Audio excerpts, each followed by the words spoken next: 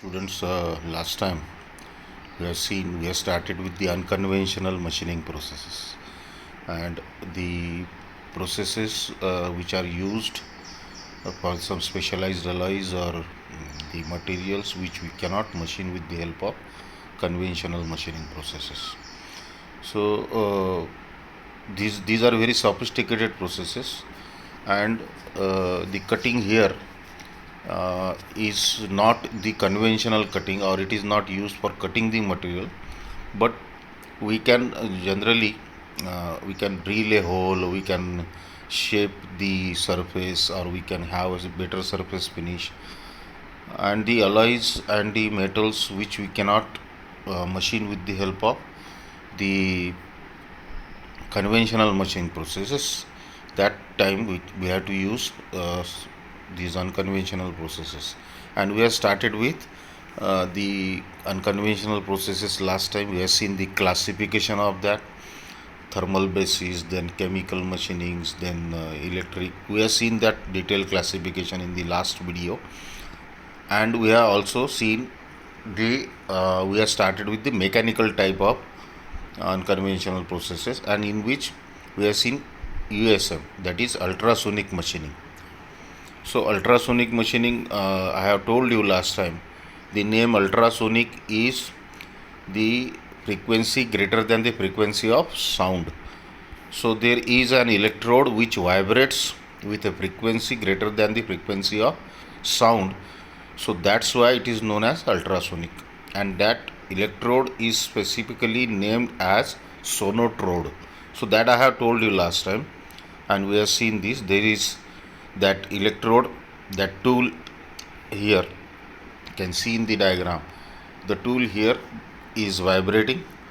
There is this transducer which converts the electrical energy into the mechanical vibrations, and this is vibrating longitudinally. And addition to this, the abrasive slurry, the abrasive particles mix up with the water. That slurry is pumped at the point of action. So because of the vibration of the electrode or the tool and the abrasive slurry which is getting trapped in between the workpiece and the electrode, the material is removed. So this was the basic principle behind the USM, ultrasonic machining. We have seen the details of that. We have seen the construction, the working, the parameters, then the application and advantages and the disadvantages of USM. So this we have seen in detail. Next, mechanical type of unconventional machining process is abrasive jet machining. So as it is just similar to the ultrasonic machining, where we have seen the electrode vibrating at a frequency greater than the frequency of the sound. Here there is no such thing, but the abrasive material is used and the jet is formed. Jet of the abrasive material. Jet म्हणजे त्याची एक धार ज्याला म्हणतो आपण, ॲब्रेझिव्ह मटेरियलची एक jet त्या मटेरियलवर इम्पिंज करतात. So abrasive jet, that will see in detail. So abrasive jet machining is a mechanical energy based. So USM and abrasive jet, that is ultrasonic machining and abrasive jet machining, are falling in the category of mechanical energy based. So it is a unconventional machining process which falls in mechanical energy based machining, used to remove the unwanted material from a given workpiece. वर्कपीसवरचं जे material आपल्याला पाहिजे नाही ते remove करण्यासाठी याचा उपयोग होतो. So this is the diagram for abrasive jet material. So here we can see a chamber is there. In that chamber there are 3 pipes attached. One pipe on the left side, you can see, is used for supply of the air or gas. It can be nitrogen or it can be air from the atmosphere. That air is first filtered. So any impurities or any moisture present in the air is removed in the filter. Then there is a compressor which which is required to get the high pressure, and there is a pressure gauge which we can monitor the pressure inside, and then there is a regulator, so we can increase or decrease the pressure. So through this pipe the air is coming under high pressure in this chamber. Then on the top side you can see a hopper. That hopper is meant for feeding the abrasive particles. There is a regulator here, so abrasive particles are coming from this hopper into this chamber, and there is a outlet. So this air is getting mixed with the abrasive particle in this chamber. So it is the mixture of air and abrasive particle in this chamber. There is a vibrating device shown here to mix thoroughly the air and the abrasive particles. So that mixture of abrasive particle and air, this mixing chamber is taken inside this pipe, where we can see the pressure gauge is there, the control valve is there for the jet flow, so we can increase or decrease the intensity of the jet. Then there is a hose, and through this there is a nozzle, and through this the mixture of air and abrasive particle is coming out in the form of a jet. जसं pipe असतो, तर पाईपची जी धार असते त्याला काय म्हणतो आपण, jet of water. So in the same manner, the jet of the abrasive particles and the air is coming out of this nozzle with high pressure, and it is impinged or it is impacted on the workpiece. ज्या वर्कपीसवर आपल्याला material remove करायचं आहे, ज्या वर्कपीसवर आपल्याला एखादं hole पाडायचं आहे, किंवा ज्या वर्कपीसचं आपल्याला सरफेस फिनिश करायचं आहे, तिथे हे जेट इम्पिंज केलं जातं, फोर्स केलं जातं, and we can remove the material from the workpiece. So this is the overall construction and the principle of operation of abrasive jet machining. The name is abrasive jet machining. It is a jet of abrasive, so that jet is formed with the help of high pressure air. So we can see the construction. It consists of compressor असतो त्याला to pressurize the gas किंवा air. There is a filter for removing the dust or any impurities or moisture in the air from the atmosphere. Then there is a mixing chamber which mix the abrasive particles with the air. Then a hopper is there for feeding the abrasive particles. Vibrator is there for the mixing, thorough mixing of air and the abrasive particles. Then there is a nozzle. That nozzle is required to get the jet. Then there is a pressure gauge which indicates the pressure inside, and the flow regulator, so we can increase or decrease the intensity of the jet with the help of regulator.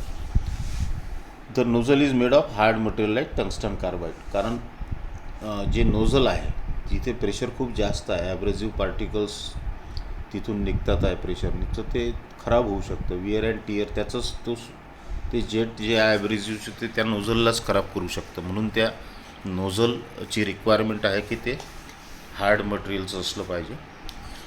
Then abrasive use are aluminium oxide Al2O3 आपण पाहिलं होतं, silicon carbide और sodium bicarbonate या तऱ्हेचे ॲब्रेसिव्ह use होतात. ॲब्रेसिव्ह जे material असते किंवा ते पार्टिकल्स असतात ते सिलिकॉन कार्बाईड किंवा Al2O3, that is aluminum oxide, or sodium bicarbonate. The gas is commonly used as air, N2 or CO2, carbon dioxide or nitrogen or air. Simply air from the atmosphere can be used. So hopper is placed above the mixing chamber for the feeding purpose. हे आपण पाहिलं की सगळ्यात वरती hopper असते, त्याच्यातून ॲब्रेसिव्ह slurry बाहेर येते, मिक्सिंग चेंबरमध्ये जाते. Vibrating device place below the mixing chamber to vibrate mixture of abrasive and gas. त्याला कंटिन्युअस हलवल्या जाते जेणेकरून ती हवा आणि किंवा जो गॅस आहे तो आणि ॲब्रेसिव्ह इव्हनली मिक्स होतील. वर्किंग याचं जे वर्किंग आहे ते आपण ऑलरेडी डिस्कस केले आहे. आपण पाहून घेऊ. First, dry air or gas is filtered. तुम्हाला सांगितलं की हवेत इम्प्युरिटीज असतात, डस्ट असते, मॉइश्चर असते, हे सगळं रिमूव्ह करायचं with the help of filter. Then compress by compressor, म्हणजे कॉम्प्रेसरच्या सहाय्याने ते कॉम्प्रेस केल्या जाते. A pressure gauge and flow regulator controls the pressure and regulates the flow of compressed air. So this is no need to explain this, very obvious. Pressure gauge आणि flow रेग्युलेटरचं काम आहे ते प्रेशर मॉनिटर करणं आणि त्याला regulate करणं, कमी जास्त करणं. Compressed air is air entered into the mixing chamber where it is mixed with the abrasive particles. The compressed air आहे ते मिक्सिंग चेंबरमध्ये येते आणि त्याच्यासोबत ॲब्रेसिव्ह पार्टिकलला मिक्स केल्या जाते. Then mixture passes through nozzle where high velocity fine abrasive jet is produced. So ती mixture आहे ते नोझलमधून पास केल्या जाते आणि त्या नोझलमध्येच फाईन जेट ॲब्रेसिव्ह पार्टिकल्सचं फॉर्म होते. तुम्ही पाहिलं असाल की आपण गाडी सर्व्हिसिंग करतो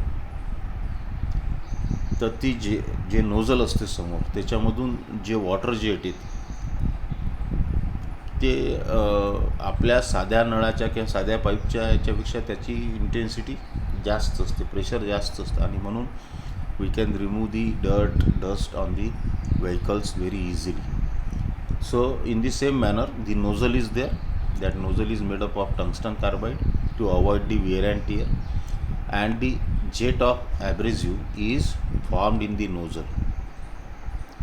So the mixture passes through nozzle where high velocity fine abrasive jet is produced. The nozzle increases velocity up to 200 to 400 meter per second. So this much velocity we can increase with the help of that nozzle at the expense of its pressure. As a result of repeated impact, material removed from the work. जे ॲब्रेसिव्ह particles आहेत, ज्याचं jet आहे ते continuous त्या वर्कवर इम्पिंच केल्या जाते किंवा impact केल्या जाते आणि त्याच्यामुळं वर्कचं जे मटेरियल आहे त्याचं इरोजन त्याला तिथून निघणं सुरू होते, रिमूव्हल सुरू होते. Again new surface exposing and so on material removed by erosion. म्हणजे कंटिन्युअस जोपर्यंत तुम्ही ते जेट त्या मटेरियलवर इम्पॅक्ट करत राहाल, इम्पिंच करत राहाल, तोपर्यंत ते मटेरियल निघत राहील. So parameters are abrasive size जी असते ती जनरली 25 मायक्रॉन्स. नोझल डायमीटर जी आहे ते 0.13 to 1.2 mm. Then metal removal rate जो आहे तो याचा कमी आहे, पण हे खूप सॉफिस्टिकेटेड मशिनिंगसाठी यूज होते. खूप महत्त्वाचं आणि खूप हार्ड मटेरियल असेल त्या ठिकाणीच हे यूज होते. सगळ्याच unconventional processes are specialize processes which are not commonly use but they are use for some specialize purposes. So metal removal rate जे आहे ते 0.8 mm³ per minute. So it is very low as compare to the conventional processes. Surface finishing जे आहे ते याची 0.5 to 1.2 मायक्रॉन्सपर्यंत आपण याचा quality आपण याच्यात घेऊ शकतो. CLA व्हॅल्यू म्हणतो त्याला आपण सरफेस फिनिशिंगची. So applications here we can drill a hole, we can clean the surface of the workpiece and we can polish the hard surface. तुम्हाला सांगितलं सरफेस फिनिशिंगमध्ये पॉलिशिंग किंवा क्लिनिंग करायचं असेल किंवा एखादं ड्रिल करायचं असेल होल, तर इथे आपण ॲब्रेसिव्ह जेट यूज करू शकतो. To machine the intricate shape which is difficult to machine. म्हणजे खूप आतमध्ये कुठंतरी कॉम्प्लिकेटेड असेल जे कन्व्हेन्शनल मशीनिंगनी पॉसिबल नाही आहे, तर अशा ठिकाणी आपण ॲब्रेसिव्ह जेट यूज करू शकतो. एअरक्राफ्ट फ्युएल सिस्टीम, एरोप्लेनमध्ये जे फ्युएल सिस्टीम यूज होते त्याच्यासाठी आपण ॲब्रेसिव्ह जेट यूज करू शकतो. मेडिकल अप्लायन्सेसमध्ये आपण यूज करू शकतो. हायड्रॉलिक वॉल्स जे अतिशय इम्पॉर्टंट आहेत, जे वेळोवेळी त्याचा कंटिन्युअस वापर होणार आहे आणि खूप हार्ड मटेरियल्स आपल्याला बनवावं लागतं, तर अशा गोष्टी आपल्याला अशा ठिकाणी we can apply the abrasive jet machining. Then there are advantages of abrasive jet machining. No heat is generated in work. आता इथे हीट कारण काय आहे की फार फ्रिक्शन किंवा इलेक्ट्रिक एनर्जी किंवा आपण काहीतरी गॅस यूज केला आहे जसं प्लाझ्मा आर्कमध्ये किंवा इलेक्ट्रिक आर्क आपण पाहू त्या प्रोसेसेस, तर तिथे आपल्याला खूप जास्त हीट निर्माण होईल. पण इथे तसं नाही आहे. जस्ट हवा आणि ॲब्रेझिव्ह पार्टिकल्स याचं जेट आपल्याला इम्पिंज करायचं. So heat generated is very less or it is no heat generated here. So it is suitable for heat sensitive material. So heat sensitive material जे आहेत जे लवकर ज्याच्यावर हीटचा इफेक्ट होतो अशा मटेरियलसाठी आपण ॲब्रेझिव्ह जेट मशिनिंग सजेस्ट करू शकतो, यूज करू शकतो. No physical contact between the tool and the work. Tool आणि वर्कच्या मधात कुठेच कॉन्टॅक्ट येत नाही, त्याच्यामुळे फ्रिक्शन होत नाही. Thin and fragile material also machine.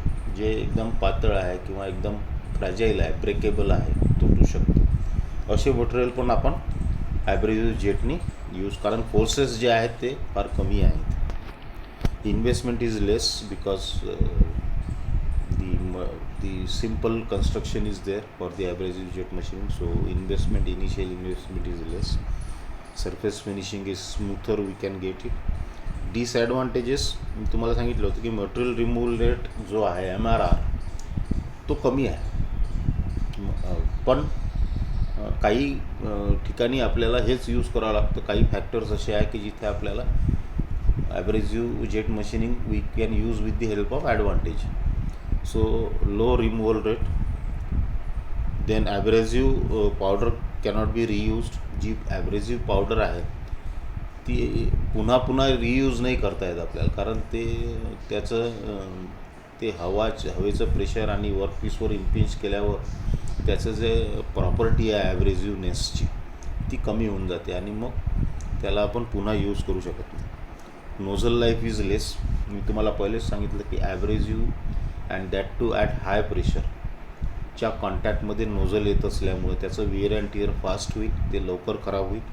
So life is less for nozzle and maintenance of nozzle is required.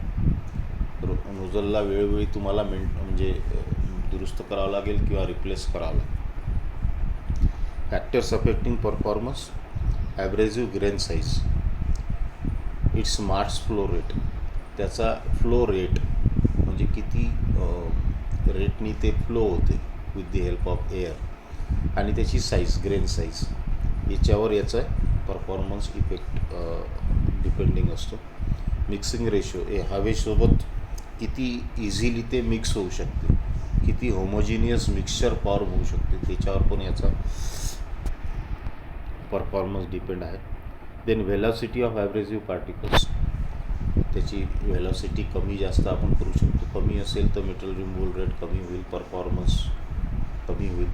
जास्त असेल तर जास्त. गॅस प्रेशर, ऑब्वियसली प्रेशर कमी जास्त केल्याने ही जेटची जी इंटेन्सिटी आहे ती कमी जास्त होईल आणि रिमूव्हल रेट पण कमी जास्त होईल, परफॉर्मन्स कमी जास्त होईल. नोझल टिप डिस्टन्स तुम्ही जर जवळ नेलं तर रिमूव्हल रेट वाढेल, दूर केलं तर रिमूव्हल रेट कमी होईल. So this is what is abrasive jet machine, which is a mechanical type of unconventional machining. So we have seen two types, ultrasonic machining and abrasive jet machining. Next is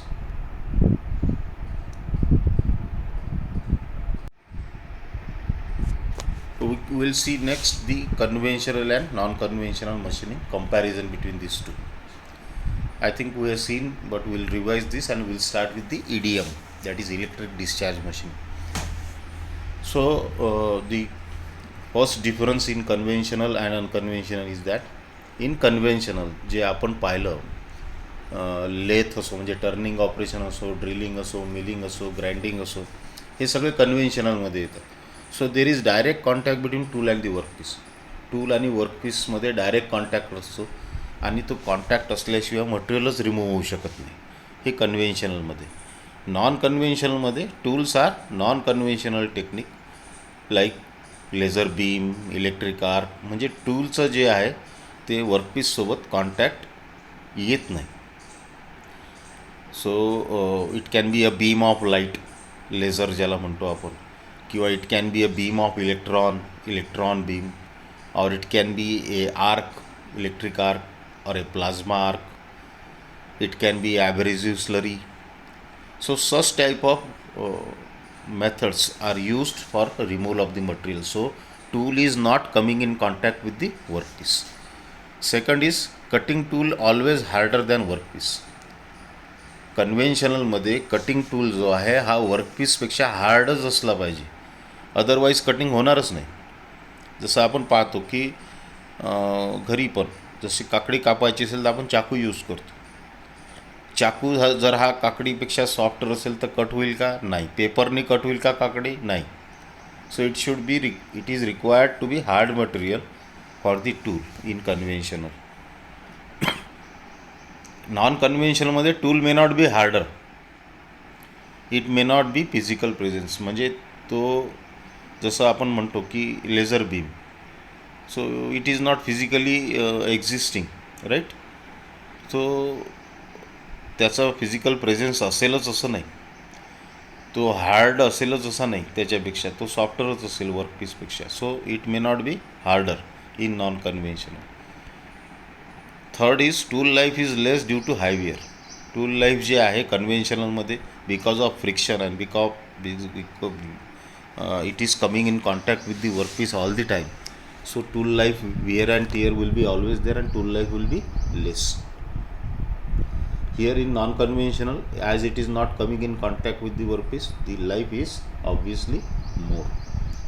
4 is general microscopic chip formation. म्हणजे आता material जे cut करतो आहे ते कोणत्या ना कोणत्या फॉर्ममध्ये बाहेर येईलच, तर ते it is coming in the form of chips that we have seen already. इथे जे आहे ते चिप फॉर्मेशन नाही होणार, ते एक तर वेपोराईज होईल मटेरियल किंवा एकदम फाईन पार्टिकल्समध्ये बाहेर येईल. So here the metal removal or material removal occur with or without chip formation. Chips नाही निघणार, फाईन पार्टिकल्समध्ये बाहेर होईल किंवा वेपोराईज होईल. इतका हीट तिथे असते laser beam. So if you want to drill a hole, very minute hole, so the laser beam is impeached and the material is removed, so we cannot even see the material which is removed from the workpiece, so it is vaporized. So such temperature is it is operating at such temperature, so it is coming in form of gases or in form of fine particles. Then fifth is material removal takes place due to application of cutting force. So naturally कन्व्हेन्शनलमध्ये आपण पाहिलं की cutting forces use होत होते आणि because of that shear force आपण पाहिलं होतं की वेगवेगळे फोर्सेस ॲक्ट होत होते वर्कपीसवर आणि त्याच्यामुळं मटेरियल रिमूव्हल होत होतं. याच्यामध्ये जे यूज होते ते इलेक्ट्रिकल एनर्जी यूज होते किंवा थर्मोकेमिकल यूज होते. तर याच्यामध्ये कटिंग फोर्स नसतो, म्हणजे कटिंग फोर्सच्या साहाय्याने कटिंग नाही होत. इथे वेगवेगळ्या एनर्जी यूज होतात, इलेक्ट्रिकल एनर्जी, केमिकल एनर्जी और thermo electrical energy such type. Then 6th is suitable for all material. So कन्व्हेन्शनलमध्ये आपण सगळेच मटेरियल आपण फिनिशिंग करू शकतो. अनकन्व्हेन्शनलमध्ये तसं नाही आहे, it is not suitable for all the material. It is used for some specialised material और sophisticated material which otherwise cannot be machine with the help of other machining processes. Then last is it cannot be used to make the prototype parts very effectively. Prototype ज्याला म्हणतो आपण, model एखाद्या गोष्टीचा duplicate बनवायचा, तर कन्व्हेन्शनलनी फार कठीण जाते त्याचं डुप्लिकेट बनवणं. त्याचे जे पॅरामीटर्स आहेत किंवा त्याचे जे डायमेन्शन्स आहेत हे पुन्हा पुन्हा अचीव करणं. पण याच्यात प्रोटोटाईप बनवणं, कारण वी कॅन ऑटोमेशन याच्यामध्ये फार इझी आहे अनकन्व्हेन्शनलमध्ये, आणि म्हणून we can very effectively we can produce the prototype. We can produce the exactly alike or exactly same part as the model. So these are the differences between conventional and non-conventional machining processes. Next is EDM. So it is the thermoelectric type of unconventional machining. Thermoelectric means thermal energy plus that thermal energy is generated with the help of electrical energy. So electric discharge machining, or it is also known as spark erosion, spark machining, thermal erosion, electro erosion process. So all these are the same as EDM. EDM is also known as this type of names it can be given. So principle of EDM. So it is a electric discharge machining. So I think the video is already extending 26 minutes. So we'll start with this. We'll see this in the next video, EDM.